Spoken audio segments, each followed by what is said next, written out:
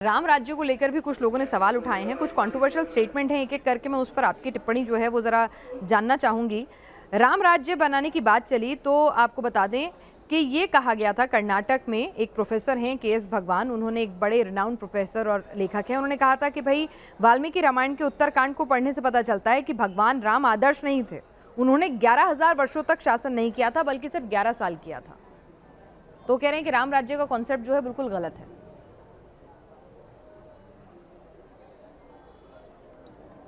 भाई तो अब उन्होंने पता नहीं कहाँ पढ़ लिया। वाल्मीकि रामायण आप पढ़ लीजिए, उसमें तो 11,000 वर्ष का जिक्र है। भागवत जी में भी जिक्र है हजारों वर्षों का। तो अब कोई व्यक्ति अपनी तरफ से कुछ भी कह दे तो भाई बहुत लोग कुछ भी कहते हैं तो हर बात मान ली जाएगी। उनकी बात प्रमाणित थोड़ी है, कुछ भी कह दिया जाए। उंगली ही तो उठानी है। आजकल तो अपने बाप पर लोग उंगली उठा देते हैं। तो ऐसे लोग समाज में हैं, किस किस की बात को आप नोटिस करेंगे, किस किस की बात का ख्याल रखेंगे। ये सब व्यर्थ की बातें हैं, ये बकवास है ना। और हमें शास्त्रों को पढ़ना चाहिए, तरीके से समझना चाहिए। राम हम सबके आदर्श थे, हैं, रहेंगे। राम राज्य की कल्पना सब करते हैं। शास्त्रों को उठाकर देखा जाए, पढ़कर देखा जाए। वो लोग केवल बोलते हैं, पढ़ते तो है नहीं। बोलने से क्या होता है, आप कुछ भी बोल दीजिए। जी अच्छा, जब बहुविवाह प्रथा की बात आती है तो कई लोग ये भी कहते हैं कि दूसरे धर्मों के बहुविवाह प्रथा पर सवाल उठाने वाले अगर देखा जाए तो सनातन में तो बहुविवाह प्रथा पहले से चली आ रही है। वो कहते हैं कि राजाओं की भी कई कई रानियां हुआ करती थी।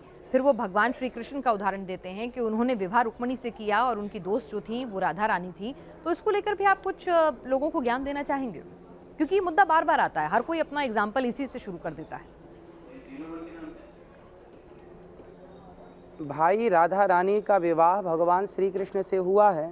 राधा जी केवल प्रियतमा थी, प्रेयसी थी, ऐसा नहीं है। राधा रानी का विवाह भगवान श्री कृष्ण से हुआ है। भांडीरवट नाम की वो जगह वृंदावन के पास आज भी है। गर्ग संहिता में गर्गाचार्य जी लिख रहे हैं इस बात को। गर्ग संहिता में अध्याय नंबर 4 में माता राधा रानी के साथ श्री कृष्ण का विवाह उत्सव हुआ है। ब्रह्मा जी ने इस विवाह को कराया है। अब लोगों को जानकारी नहीं है तो हम क्या करें। एक भौमासुर नाम का एक राक्षस था जिसने 16,100 कन्याओं को बंदी बना रखा था। उन कन्याओं ने कहा कि प्रभु हमारी रक्षा करो।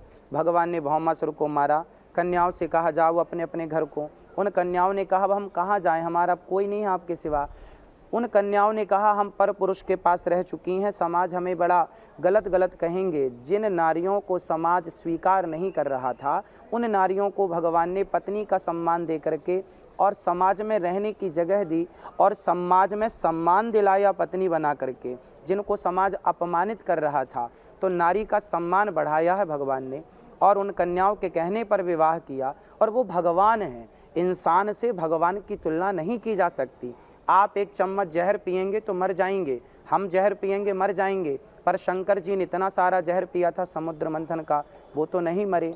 क्योंकि इंसान और भगवान, इंसान की तुलना भगवान से नहीं हो सकती। कृष्ण इंसान नहीं है, भगवान है।